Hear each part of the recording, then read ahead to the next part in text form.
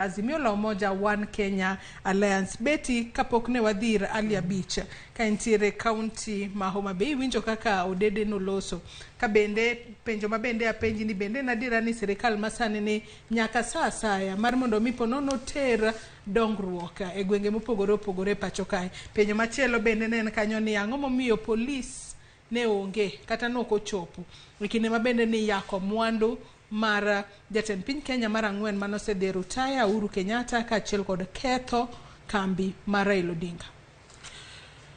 Mana kaka nasewacho mbele kanyo Joyce en ni ketho mwandu ng'ato, kwalo gir ng'ato, mono ng'ato timo tije mago duto gin richo kendo gin crimes kaluwore gi chike ma wantiere go e Kenya ka. Momiyo koro mana kaka ne wasewacho chajo IPOA kata ng'ama nyalo timo investigation o team ng'ata mano yud ka no bayo kidi kata moketho kata mana nyanj mama mboga mondo kel mbele chik. Gima temo wacho en ni mwandu kokethi to lit ne wuongo mana kaka lit ne jite. Onge gimoro ni mwandu joko Uhuru koro dwa bedo malit malo mwandu mama mboga mokethi. Mwandu mora mokethi onego bedni iketa ng'owa e sheria mono ng'ata moketho gi otima ng'owa orom gi chik ma wan go e Kenya. Gimoro kendo madwa medo wacho en ni ya katiba wa omiyo wa thuolo kaka jo Kenya mondo watim ng'anyo mamuol, peaceful demonstration. To gimora miluongo ni right kata haki be nigi responsibility that go with it. Onge right makatibo miya ni right ni koro inyala go koko nikech koro chiko mi right mar koko to okipar ni ntiere ng'at more bathi kanyo ma koko nino to kendo infringe e right mare. Donge kamane kako dhi. Ka waneno kaka ng'anyo osedhi kata mana chakre mar tarik 20 cha. Okamano okinyi mang'ich ndara osedin gi kite. To ma en highway matudo area ni gi area cha. Ng'isa kakidwa kona kawuono ni mano en ng'anyo ma peaceful. Okamana adiera to wawacha. Mar ariyo kendo wawinjo kata from jo Homa Bay. Sama wang'anyo kamano to ng'iso ni income kata yuto madi yudo for that particular day odhi. Ng'ato wacho kanyo kaka owadwa moro wacho kanyo kaka budget ne mar ode pile en 1,000. To moyudo e tije mar go boda en 300. To kata 300 no koro nyoko yude nikech koro kaluwore gi weche mag ng'anyo gi ringo koni gi police kamano. Koro nego wapenjre ni ya sama ng'idoke odi macha idhi romo gi jaodi gi nyithindi ok idhi romo gi crowd.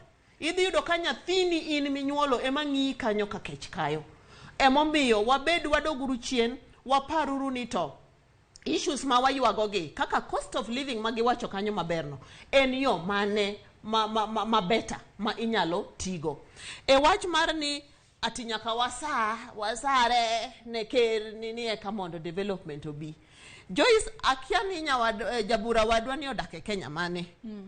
Nitie gimomiyo statement moro ni siasa mbaya maisha mbaya ne nitie e Kenya ni kendo pod oringo anonyuola yude. Okamano. To kamano is the reality and nature of our politics. Kawang'iyo kata mana chakre independence. No timore nade. Kaluo land emane ji osome ma development ne nitie to sani wane makendo wachalo joma yuagoro. King'iyo kata mana health indicators to gi other socio-economic indicators.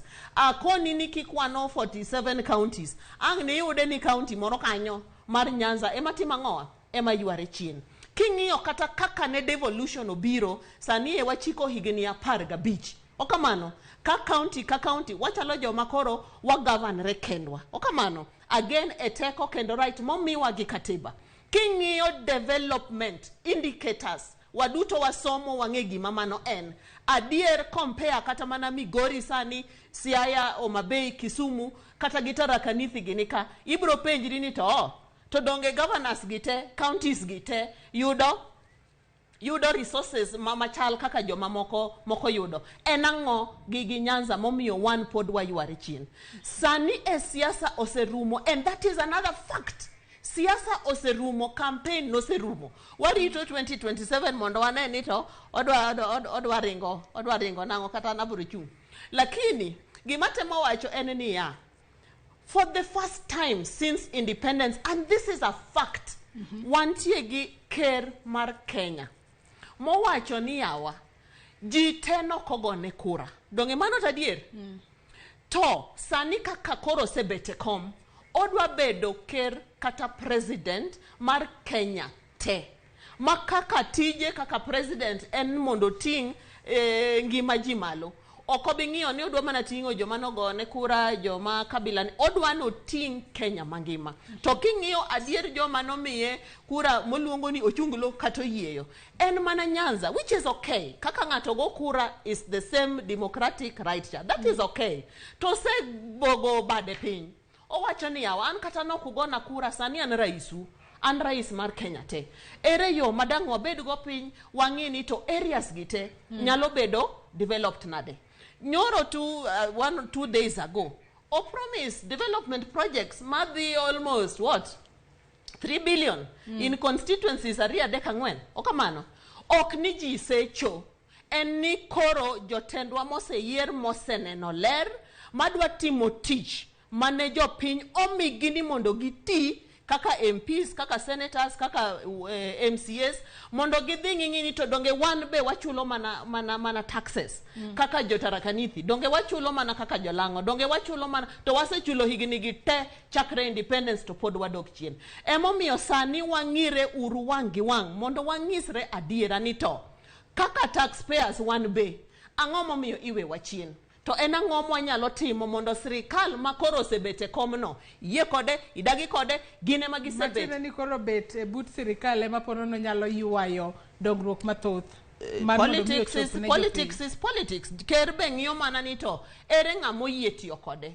Osebayo net ne ji te e Kenya. Ong'iyo to ere ng'amo yie tiyo kode. Ng'amo yie tiyo kode moyie rwake ode kaka dang' irwak wende odi, donge an kirwaka to odi ema dhiye. Jirani koko rwaka ta omiang'o. Lakini development projects to kobiro Joyce, oken gima konyo ati MP no. En gima konyo oganda masani kendo oganda mabiro. Emomiyo an jothurwa ya wakati wachang'o for the sake of development wamakuru ker mosebete komni mondo wang'ini to wan be kaka jo Kenya wadongre adonga kaka areas mamoko dongre. Oken se